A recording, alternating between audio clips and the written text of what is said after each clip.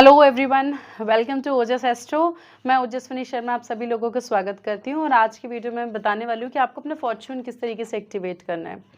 हमारी कुंडली के अंदर ना जो 9th हाउस होता है या सेगिटेरियस जो होता है, सेगिटेरियस राशि, वो हमारे भाग्य को दिखाती है। अब सबकी कुंडली के अंदर अलग अलग असेंडेंट हो सकता है, अलग राशि हो सकती है, लेकिन भाग्य को एक्टिवेट करने के लिए आपको सेगिटेरियस राशि को एक्टिवेट करना है। वो करना कैसे है, हम उस पर आते हैं। यहाँ पे ना मैं सेपरेट असेंडेंट के वाइज में, असेंडेंट यानी आपकी लग्न के अंदर D1 के फर्स्ट हाउस के अंदर जो भी राशि आती है ना, आपको उस राशि से चेक करना है। अगर आप एरीज असेंडेंट हो, आप अगर कोई भी इवेंट करते हो उस पर्टिकुलर हाउस से रिलेटेड जहाँ पे सेगिटेरियस आ रहा है, तो आपका भाग्य एक्टिवेट होता है। अब अगर आप एरीज असेंडेंट हो और एरीज असेंडेंट के लिए अगर आपको अपना फॉर्च्यून राइज करना है, तो आपके 9th हाउस में फॉल कर रहा है सेगिटेरियस। अब 9th हाउस किस किस चीज़ का होता है? 9th हाउस आपके धर्म का होता है, लॉन्ग डिस्टेंस ट्रैवल का होता है। अगर आप ट्रैवल करते हो तो आपका फॉर्च्यून राइज करेगा। अगर आप हायर एजुकेशन के लिए अप्लाई करते हो, PhD के लिए अप्लाई करते हो, because 9th house is your higher education. Religious place पे जाते हो या कोई रिलीजियस सेरेमनी करते हो, आप अपने स्पाउस को वॉच गिफ्ट करते हो या चूड़ियाँ गिफ्ट करते हो, बिकॉज 9th हाउस 7th से 3rd हाउस भी है। आपके यंगर सिबलिंग की शादी होती है, आपका फॉर्च्यून एक्टिवेट होगा। अगर आपका फादर कोई बिजनेस स्टार्ट करते हैं, कोई नया इनकम सोर्स स्टार्ट करते हैं, ठीक है, या अपने फिजिकल हेल्थ की तरफ थोड़ा सा जागरूक हो जाते हैं, हेल्थ वाइज फिट रहते हैं, कोई एक्टिविटी स्टार्ट करते हैं, देन ऑल्सो। टॉरस असेंडेंट के लिए जो सेगिटेरियस है वो 8th हाउस में फॉल करता है। अब 8th हाउस किस किस चीज़ को सिंबलाइज करता है? ऑकल्ट को सिंबलाइज करता है, रिसर्च को सिंबलाइज करता है। तो ऐसे लोग अगर किसी भी चीज़ पे रिसर्च स्टार्ट कर देते हैं, ऑकल्ट या एस्ट्रोलॉजी पढ़ना शुरू कर देते हैं, राइट, या उनके फादर किसी फॉरेन ट्रैवल या कहीं फॉरेन लैंड पे ट्रैवल करते हैं, उनकी मदर कोई लर्निंग स्टार्ट कर देती हैं, किसी नई स्किल्स के अंदर वो एनरोल कर लेती हैं, या उनका जो स्पाउस है ग्लासेस, सन ग्लासेस खरीदे या नया चश्मा बनवाए, ये 2nd हाउस है 7th से, या आपको इनहेरिटेंस जब मिलता है, राइट, तो ये सारी इवेंट्स जब होते हैं तब आपका फॉर्च्यून राइज होता है। या आप अपने, अब यहाँ पे रेमेडी के तौर पे आप अपने स्पाउस के साथ में जॉइंट अकाउंट भी ओपन कर सकते हो। जेमिनी असेंडेंट के लिए क्या होगा? तो जेमिनी असेंडेंट के लिए जो सेगिटेरियस राशि है ना, 7th हाउस में आएगी, तो जब भी शादी होती है ना, उनकी शादी के बाद में फॉर्च्यून राइज कर देता है। जब वो कोई नया बिजनेस स्टार्ट करते हैं, वो सोशलाइज करना शुरू करते हैं कि फादर को जब मॉनेटरी गेन होता है, या उनकी मदर कोई नया घर या प्रॉपर्टी के अंदर इन्वेस्टमेंट करती हैं, प्रॉपर्टी परचेस करती हैं, नए घर में एंटर करती हैं, नई गाड़ी खरीदती हैं, या उनके दूसरे बच्चा जब पैदा होता है, उनका जो छोटा भाई है वो किसी रिलेशनशिप, कोई नई रिलेशनशिप स्टार्ट करे, उस टाइम पे एक्टिवेट होता है। अब कैंसर साइन के लिए, जो कैंसर असेंडेंट है, उनके लिए सेगिटेरियस 6th हाउस में फॉल करेगा। 6th हाउस डेली रूटीन का होता है। 6th हाउस आप का रोग ऋण रिपू का होता है। तो अब बहुत कार्मिक रिलेशनशिप होता है उन कैंसर असेंडेंट का उनके फादर के साथ में, तो उनको अपने फादर को सर्व करना चाहिए, राइट। जब उनका स्पाउस कोई डोनेशन करता है किसी रिलीजियस प्लेस पे, या उनकी मदर किसी शॉर्ट ट्रैवल पे जाती है या शॉर्ट डिस्टेंस करती है, उनके फादर का प्रोफेशन के अंदर राइज होता है ना, उनकी मदर जब कोई नया हॉबी स्टार्ट करती है, कोई न्यू इंटरेस्ट एरिया पिक कर लेती है, जब उनका यंगर सिबलिंग, कोई भी यंगर सिबलिंग कोई नया व्हीकल परचेज करता है या घर परचेज करता है, उस केस के अंदर कैंसर के लिए एक्टिवेशन होता है।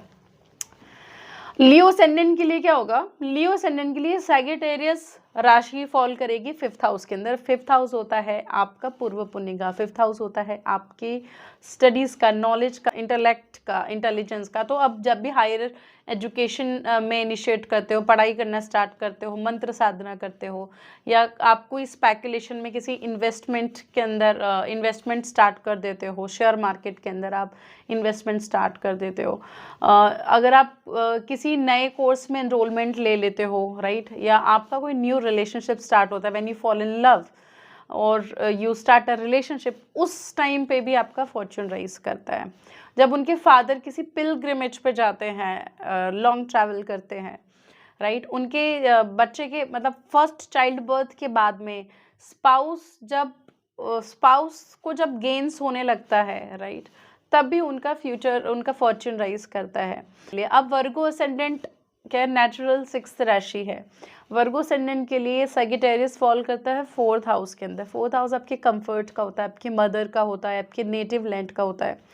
तो ये ट्राइड एंड टेस्टेड है, ठीक है। वर्गो असेंडेंट जब कोई प्रॉपर्टी परचेस करते हैं, कोई गाड़ी परचेस करते हैं, कंफर्ट की चीज़ों के अंदर उनका कंफर्ट जब बढ़ जाता है ना, जब उनके फादर को इनहेरिटेंस मिलता है, या जब उनकी मदर अपनी सेल्फ केयर, अपनी पर्सनालिटी को डेवलप करना स्टार्ट कर देती है, फिजिकली थोड़ा किसी एक्टिविटी में इन्वॉल्व होती है, राइट, जब उनके स्पाउस प्रोफेशन में अच्छा करते हैं, या बिजनेस के अंदर भी वो कुछ न्यू वर्क इनिशिएट करते हैं, जब वो खुद अपने किसी कुल देवता के पास में विजिट करते हैं, कुल देवता के पास जाते हैं, तो भी इनका वर्गो असेंडेंट का फॉर्च्यून राइज करता है। अब हम बात करते हैं लिब्रा असेंडेंट की। तो लिब्रा असेंडेंट के लिए जो सैजिटेरियस फॉल करेगा, सैजिटेरियस 3rd हाउस में फॉल करेगा। 3rd हाउस उनकी सिबलिंग का है, 3rd हाउस का रिच का है, 3rd हाउस शॉर्ट ट्रैवल का है।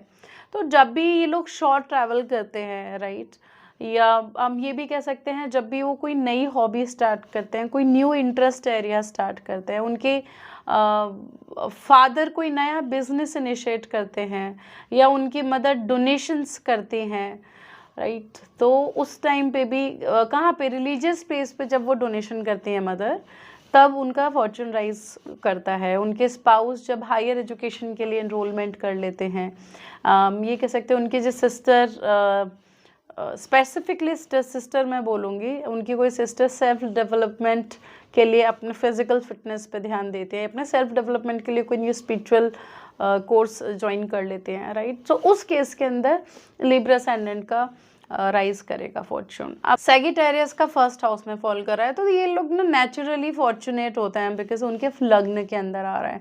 ऐसे लोगों को ना ब्लेसिंग होती है जुपिटर की, कि उनको ना खुद के ऊपर थोड़ा अपने ऊपर काम करते रहना चाहिए, सेल्फ डेवलपमेंट के ऊपर उनको फोकस करना चाहिए, सेल्फ केयर करना चाहिए, फिजिकली वर्कआउट करते रहना चाहिए, योगा करते रहना चाहिए। अब ऐसे लोगों को जब स्पाउस कोई नया बिजनेस इनिशिएट करता है ना, या वो सोशलाइज होता है, तो उस केस के अंदर, या वो कुछ इन्वेस्ट करता है शेयर मार्केट के अंदर, उनके फादर का इन्वेस्टमेंट होता है, उस टाइम पे इनका फॉर्च्यून राइज करता है, राइट, या उनका कोई एल्डर सिबलिंग है, वो कोई न्यू हॉबी स्टार्ट कर रहा है। 11th हाउस से हम एल्डर सिबलिंग देखते हैं, उनका यंगर सिबलिंग ट्रैवल कर रहा है, शॉर्ट ट्रैवल कर रहा है, तो दिस इज। अभी कैप्रिकॉर्न असेंडेंट का क्या है ना, कैप्रिकॉर्न असेंडेंट के लिए 12th हाउस में फॉल करेगा सैजिटेरियस। अब 12th हाउस होता है डोनेशंस का, रिलीजियस डोनेशंस का। इनको रिलीजियस प्लेसेस पे डोनेशंस करते रहना चाहिए, टेम्पल्स में डोनेशन करते रहना चाहिए। उनकी मदर कोई लॉन्ग डिस्टेंस ट्रैवल करती है, स्पेशली किसी रिलीजियस प्लेस पे। और ये भी कह सकते हैं कि उनके फादर अगर प्रॉपर्टी में इन्वेस्ट करते हैं, कोई गाड़ी परचेस करते हैं, उस टाइम पे भी, या एल्डर सिबलिंग अपना न्यू बैंक अकाउंट खोल लें। या एक्वेरियस असेंडेंट के केस में क्या होता है, एक्वेरियस असेंडेंट का जो सैजिटेरियस होता है ना, सैजिटेरियस फॉल करता है 11th हाउस पे। 11th हाउस आपके एल्डर सिबलिंग का है, आपके गेन्स का है, आपके फ्रेंड सर्कल का है। तो ऐसे लोगों को ना पार्टिसिपेट करते रहना चाहिए लार्ज रिलीजियस सेरेमनीज में, गैदरिंग्स में।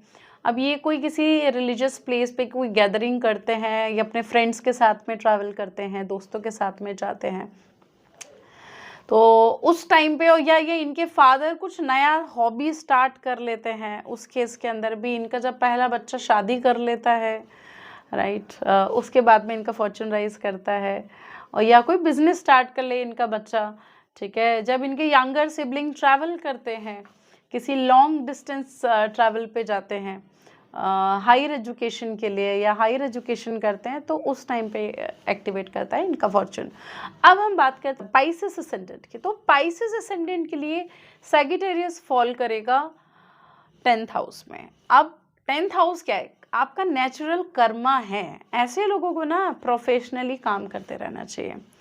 जब भी इनको नई जॉब मिलती है ना, जब भी ये पार्टिसिपेट करते हैं किसी रिलीजियस सेरेमनीज के अंदर, और वहाँ पे हेल्प करते हैं, वहाँ पे कर्मा करते हैं, या इनके फादर फैमिली फादर अपनी फैमिली के अंदर एक प्रिंसिपल्स मेंटेन करके चलते हैं।